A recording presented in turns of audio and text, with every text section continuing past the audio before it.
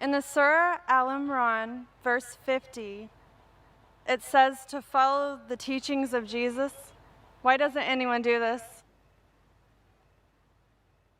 Can you mention your name, sister, please? Chastity? Sister asked a question that the Quran says in Surah Imran, chapter 3, verse number 50, that we have to follow the teachings of Jesus Christ, peace be upon him. And there are many verses which say that we have to believe in Jesus, peace be upon him. Sister, let me clarify that Islam is the only non-Christian faith which makes it an article of faith to believe in Jesus Christ, peace be upon him. No Muslim is a Muslim if he does not believe in Jesus Christ, peace be upon him. We believe that he was one of the mightiest messengers of Allah subhanahu wa ta'ala. We believe that he was the Messiah, translated Christ. We believe that he was born miraculously without any male intervention, which many modern day Christians today do not believe. We believe that he gave life to the dead with God's permission. We believe that he healed those born blind and lepers with God's permission. The Christian and the Muslim sister, we are going together. But one may ask, where is the parting of ways?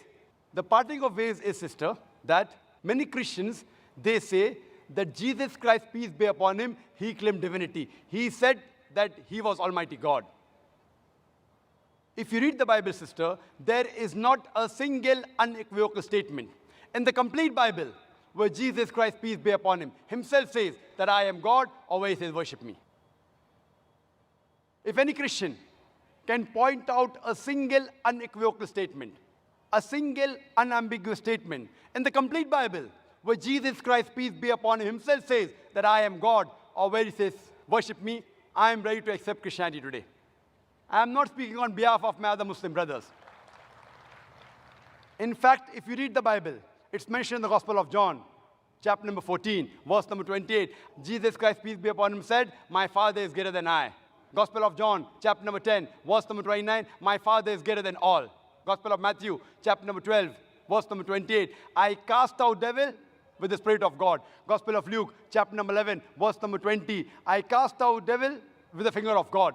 Gospel of John, chapter number 5, verse number 30, I can of my own self do nothing. As I hear, I judge, and my judgment is just. For I seek not my will, but the will of Almighty God. But the will of my Father. Anyone who says that I followed not my will, but the will of Almighty God, he's a Muslim. Jesus Christ, peace be upon him, he was a Muslim. He never claimed divinity. And it's clearly mentioned in the book of Acts, chapter number 2, verse number 22. Ye men of Israel, listen to this. Jesus of Nazareth, a man approved of God amongst you, by wonders and miracles and signs which God did by him, and you are witness to it. Jesus of Nazareth, a man approved of God amongst you, by wonders and miracles which God did by him, and you are witness to it. So we believe that Jesus Christ, peace be upon him, he was one of the mightiest messengers of God, but he was not God. So here we differ. As far as the teachings are concerned, your basic question was that Quran says we have to follow the teachings of Jesus Christ, peace be upon him.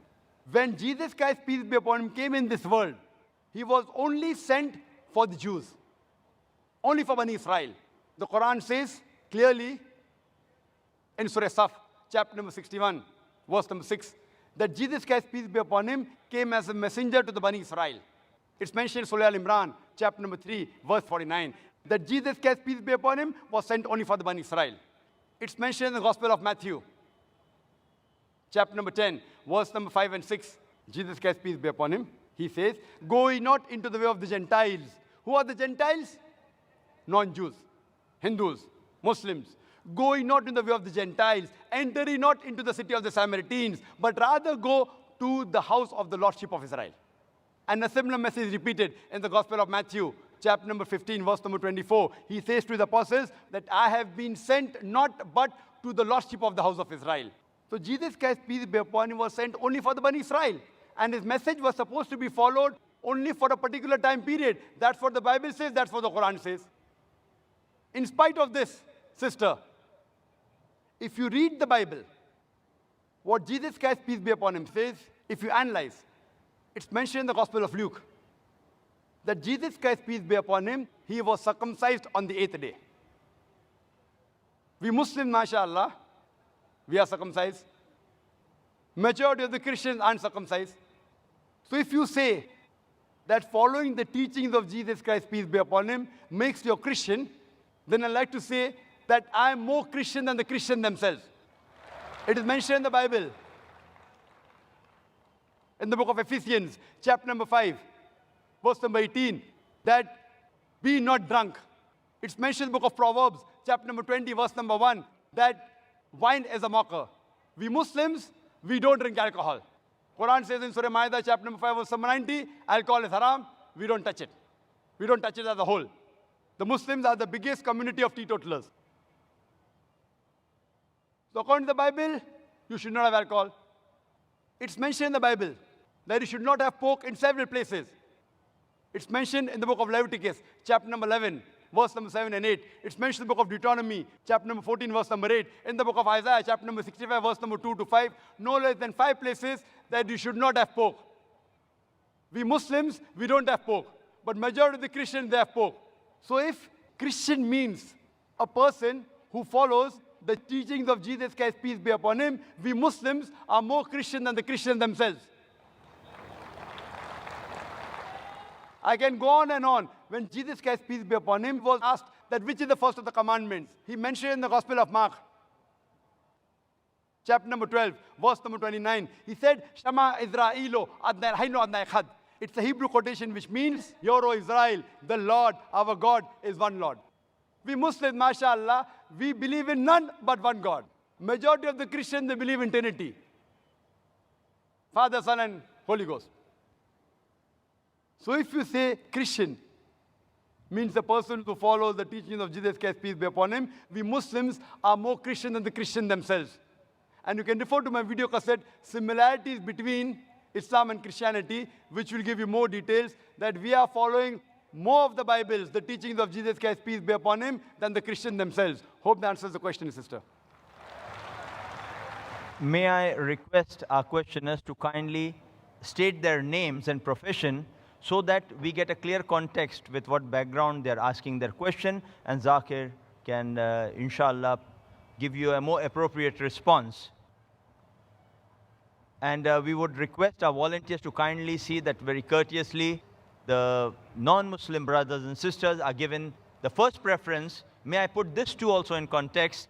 The objective is, the brothers, this is an open question answer session, and you can feel free to ask any questions on the topic of the day, and you are totally free to criticize Islam, attack Islam.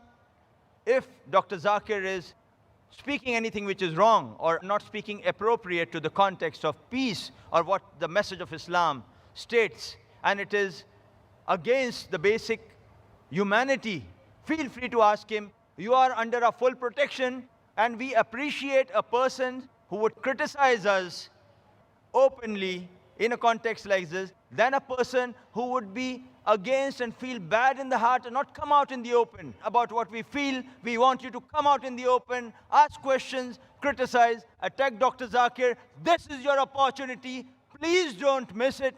Now, this is your opportunity for the next 1 hour. Feel free to ask questions. Yes, brother. Assalamu alaikum. My name is Ludovic Bonilla. I am French, non-Muslim, and I am traveling 8 months in India. I am 18 years old. I completed my 12 in June. And so, inshallah, if you agree, I will meet you in private. But now I just would like to ask you about the Jews. Maybe, if I am not wrong, you said that it is written in the Quran that Jews and pagans are the strong enemies of believers, Muslim believers, Muslim. And I would like to know how this verse can favorize peace in humankind when we see the troubles between Palestine and Israel, how some Muslim and some Jews cannot misunderstand this verse, because maybe it can provoke some misinterpretation, or if it's literally that Jews and Muslims have to be enemies.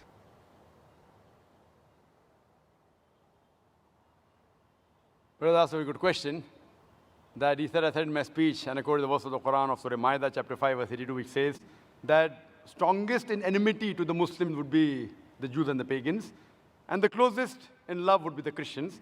So it's saying, won't it create enmity when they say that the Jews and the Muslims should fight? The Quran doesn't say Jews and the Muslims should fight. The Quran says strongest in enmity to the Muslims, to the believers will be Jews. It does not say that Muslims should fight with the Jews. It doesn't say that. But it says that the Jews, by nature as a whole, they'll be against Muslims. And I told in my lecture, there are many Jews who accepted Islam. There are many Jews who are good to Muslims. But as a whole, if you take Jews as a whole and the Christians as a whole, the Christians are closer than the Jews as a whole. This is a fact. For example, the Quran says that the Jews are intelligent also. So that's a fact. If they're intelligent, they're intelligent. That doesn't mean that it hides the fact. And the Quran also says that they will be as a whole a staunchest enemy. So this is one of the falsification tests. That today, if you want to prove the Quran wrong, if the Jews get together, all of them, and they decide, let's prove the Quran wrong. At least for 3-4 years, we will be better than the Christians. Let's stop the war of Palestine. You know the Palestinians? The Jews were kicked out by Hitler. Hitler incinerated 6 million Jews. He kicked them out of Germany. The Arabs, the Palestinians, they do ahlan wa sahlan. Come with open arms. After a few years, they are kicked out of the home. Imagine someone gives a traveler his home to live, and the traveler kicks him out of his home, and he's shouting that he has taken my house, and you're calling them terrorists. So what they have to do is, let's get together and solve this problem. Whatever the problem is. Today, America is controlled by the Jews. Whether it be the banks, whether it be the money, whether it be the power. According to the American survey, no one can become a president of USA without walking the Star of David. So the Jews are a minority, less than 5% in America. But they're controlling the economy, they're controlling America.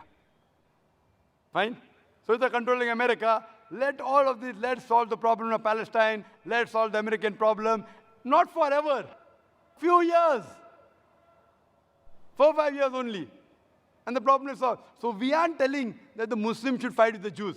In fact, the Quran says, even if your enemy wants peace, several places, even if they come to fight you, it's mentioned in Surah Anfal, in the battle, if they want peace, give it to them. So Quran is always for peace. Quran is always encouraging them. But if a person does not want peace to prevail, what can we do? Islam is a religion of peace. It wants peace, but it even mentions facts. That means we have to be careful of the Jews. Not that we have to fight them, unless they come and fight with you. That's a different thing. Imagine what's happening in Palestine, what's happening in other parts of the world. So brother, for peace to prevail, you have to follow the guidance of the Quran and live harmoniously rather than be enemies. So Quran doesn't say that Jews should be enemies, but they will be, it's saying. Hope that answers the question. Can we have the next question from the brother in the rear? I am Mr. Chauhan, retired teacher. Before question, I would like to salam all of you. Wa alaikum assalam wa rahmatullahi wa barakatuh. My question is, the Quran is word of God, as you propounded in detail. But I doubt that Quran is not only the word of God, but it is mixture of God's and Prophet's word. How? Because in several verses you mentioned that I have not written, as Prophet mentioning, that I have not written, it is not my word. Wherever he has clarified that it is not my work. So what about these words? These are not his words. Please. Brother asked a very good question. And that logic I use when I speak to the Christians about the Bible. The brother said, then undoubtedly you proved it's the word of God. But besides being the word of God, there's the words of prophet because it's mentioned in the Quran, I did not write it. Brother, no verse of the Quran says, I did not write it. You point out the verse, and I'll accept that the Quran is not the word of God. What does the Quran say?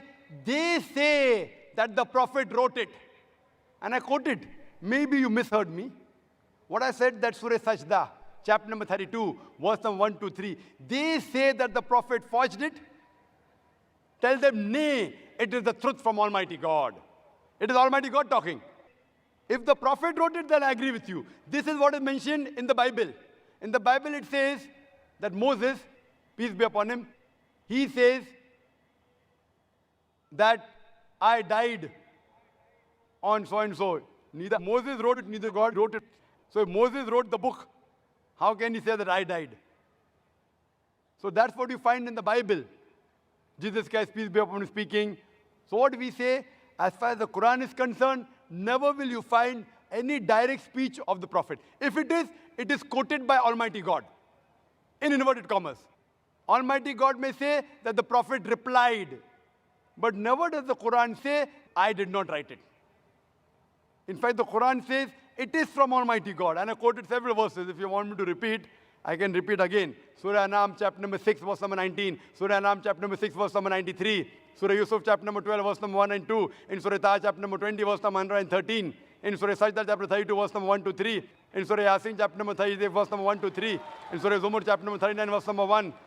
In Surah Ghafir, chapter number 40, verse number 2. In Surah Jasha, chapter number 45, verse number 2. Several places the Quran says, this book is a revelation from Almighty God. Direct speech. Hope that answers the question. Yes, sister. Hi, my name is Sarah. I'm an independent student. I graduated in America. I'm here studying independently.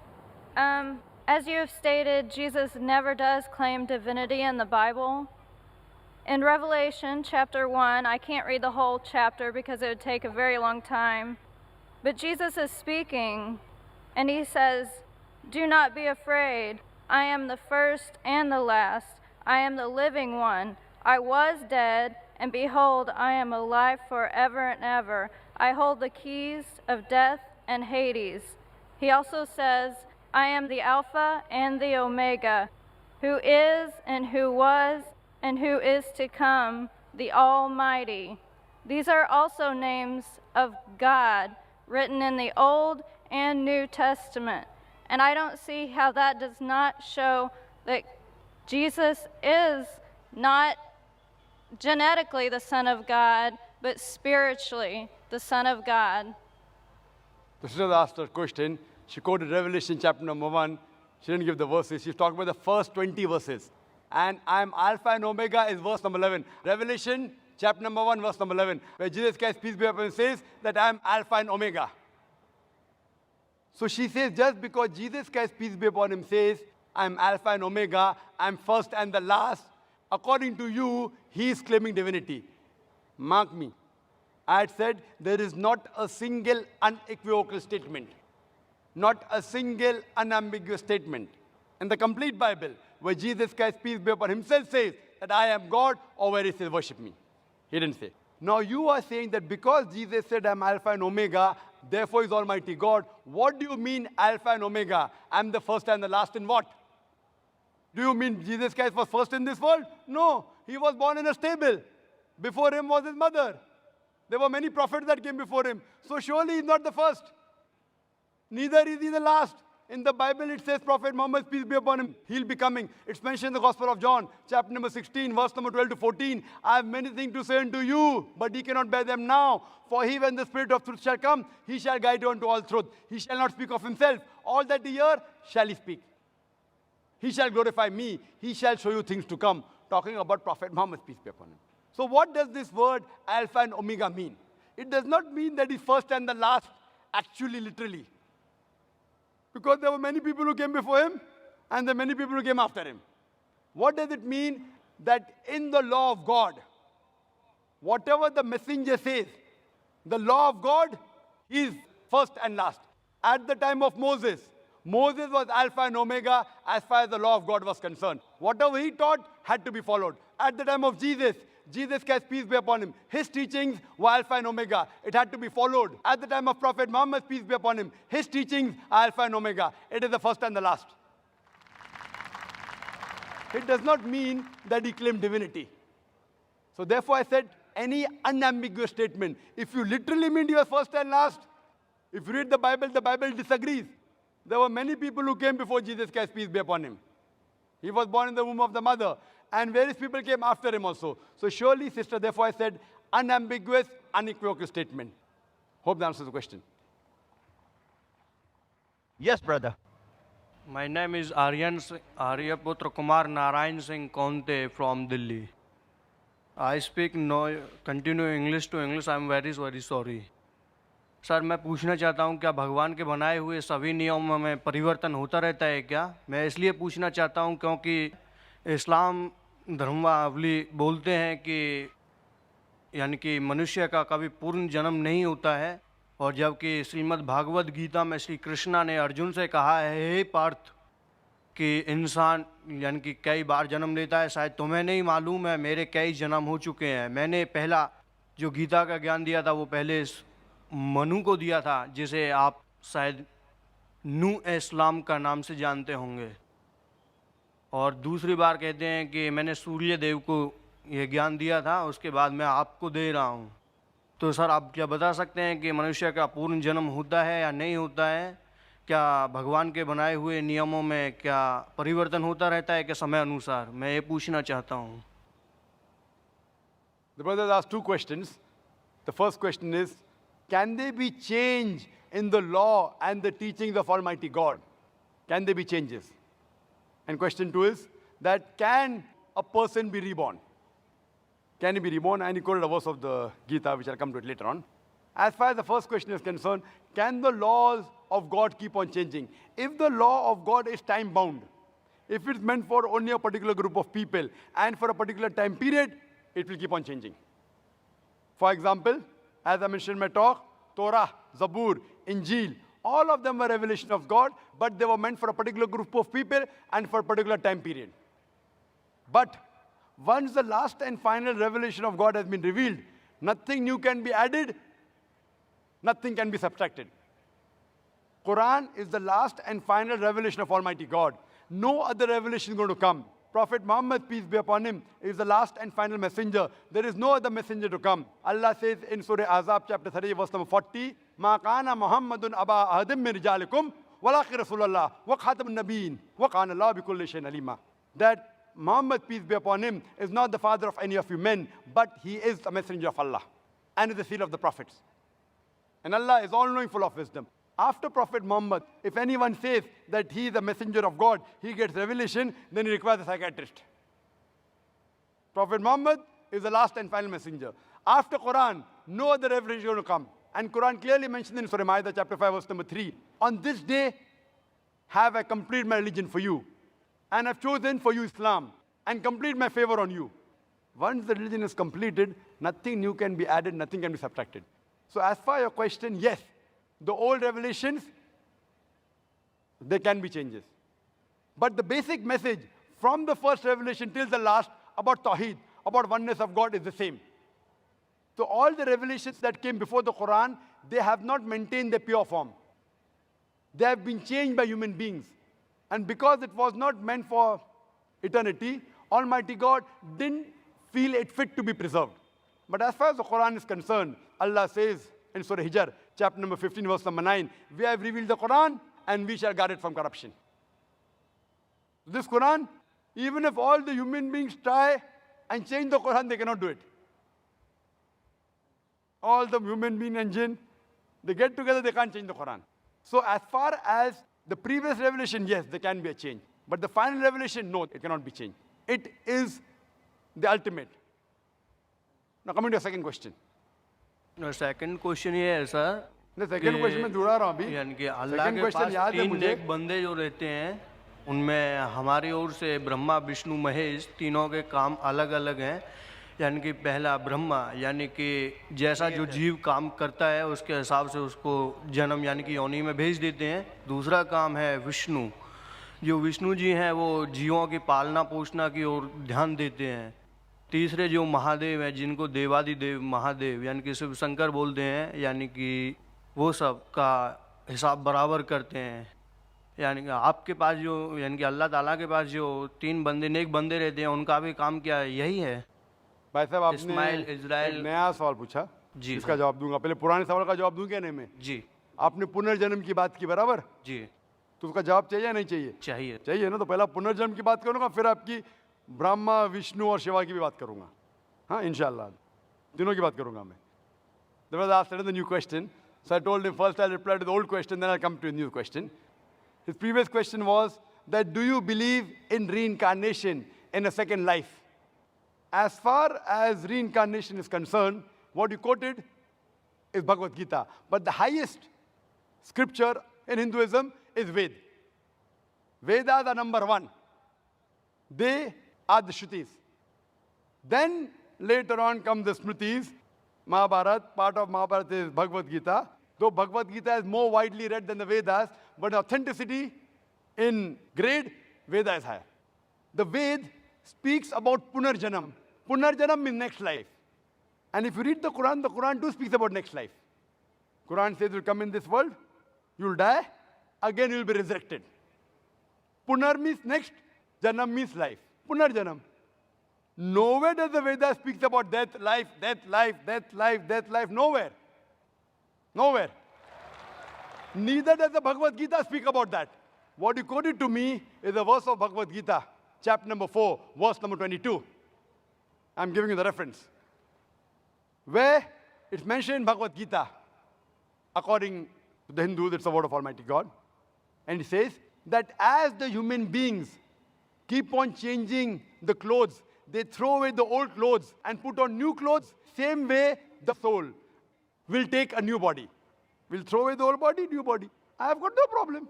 In this world you have this body, when you die you are resurrected, new body, no problem. It is matching with the Quran, matching with the Veda. But this philosophy, what you're talking about reincarnation, in Sanskrit it is called as samskara. The theory of reincarnation, the theory of life and death, called as rebirth, correct?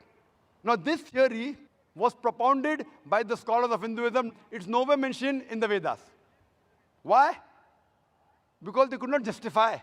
Some people are born deaf, some people born rich, some people born in a poor family, some people are born healthy, some people congenital heart disease. How can God be unjust? So they couldn't justify, so they came with the philosophy of death, life, karma and dharma.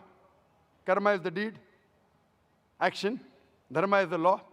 So what justification? How can God be unjust? How can a person be born with a heart disease? Last life, he did some sin. This was a philosophy assumption by the scholars of Hinduism, not by Ved.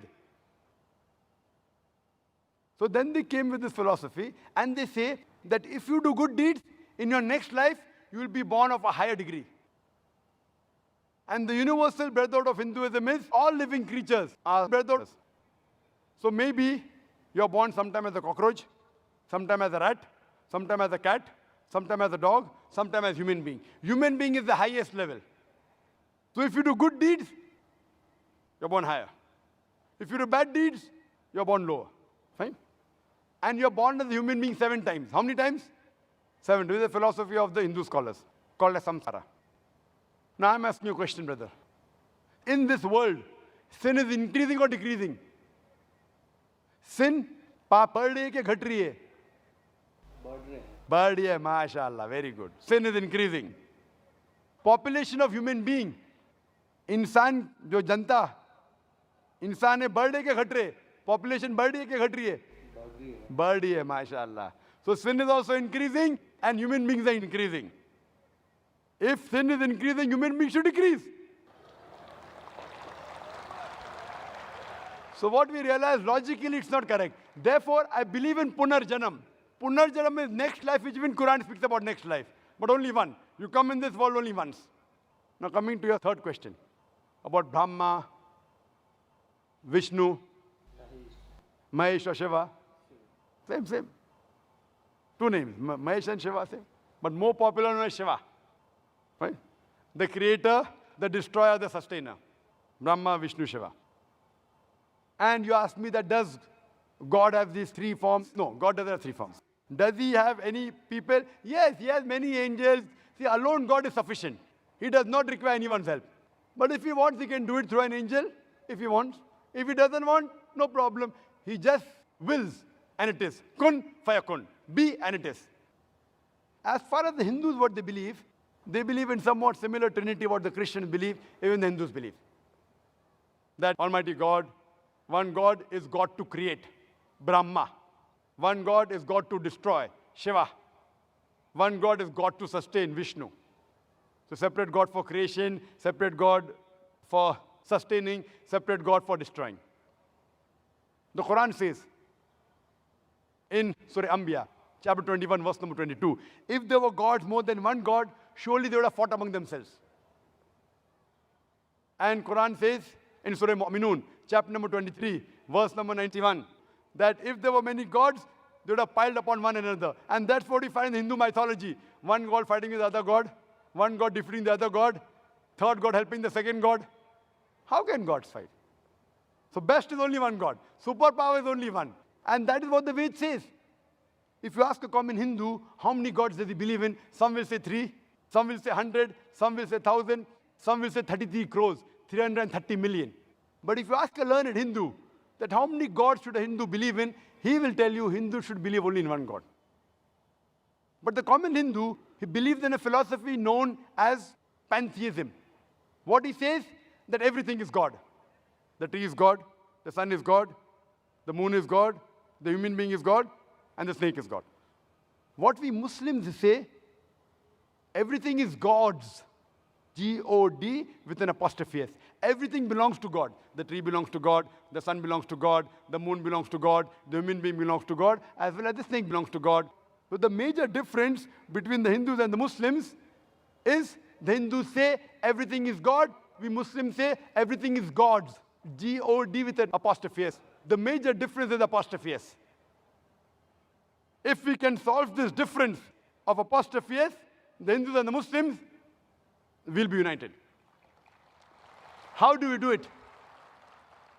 Allah says in the Quran in Surah Al-Imran, chapter number 3, verse number 64, "Ta'alaw ila kalmatin sawa'in bainana bainakum." Come to common terms as between us and you. Which is the first term? Allah na'budu illallah. That we worship none but Allah. Wala nushrika bihi shay'an. That we associate no partners with Him. Wala yattakhiza ba'duna ba'dan arbaban min dunillah. That we erect not among ourselves lords and pitches other than Allah. Fa in tawallahu. If then they turn back. Faqul ishhadu bi anna muslimun. Say we bear witness that we are Muslims bowing our will to Allah subhanahu wa ta'ala.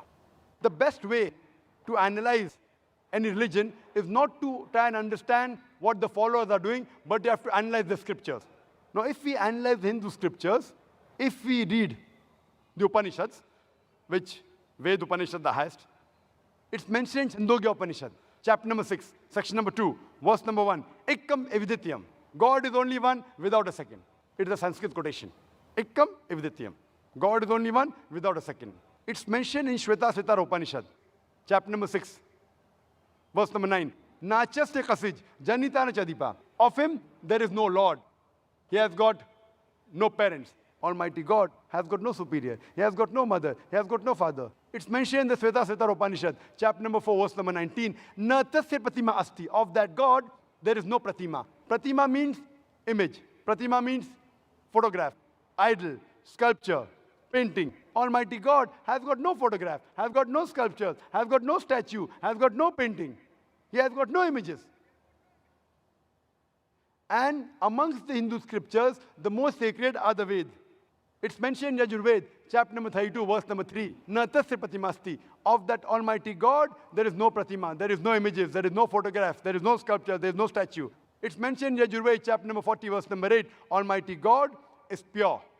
It's mentioned in Yajurved, chapter number 40, verse number 9. Andhatma pavishanti ya asambuti mupaste. They are entering darkness, those who worship the asambhuti. Asambhuti are the natural things like fire, water, air, etc. And the verse continues, they are entering more in darkness, those who worship the sambhuti. Sambhuti are the created things like table, chair, idol, etc. Who says that? Yajurved, chapter number 40, verse number 9. And the Brahma Sutra of Hinduism is Ekam Braham Devtya Naste. Nena Naste Kinchan. Bhagwan ek hi hai, dusra nahi hai. Nahi hai, zara bhi nahi hai. There is only one God. Not a second one. Not at all, not at all, not in the least bit. We'd like our audience to give this young boy a good hand, because I think when we are young, we are more innocent, we are more righteous, we are more truthful. He's an example of it, putting a very genuine question. He had a genuine question.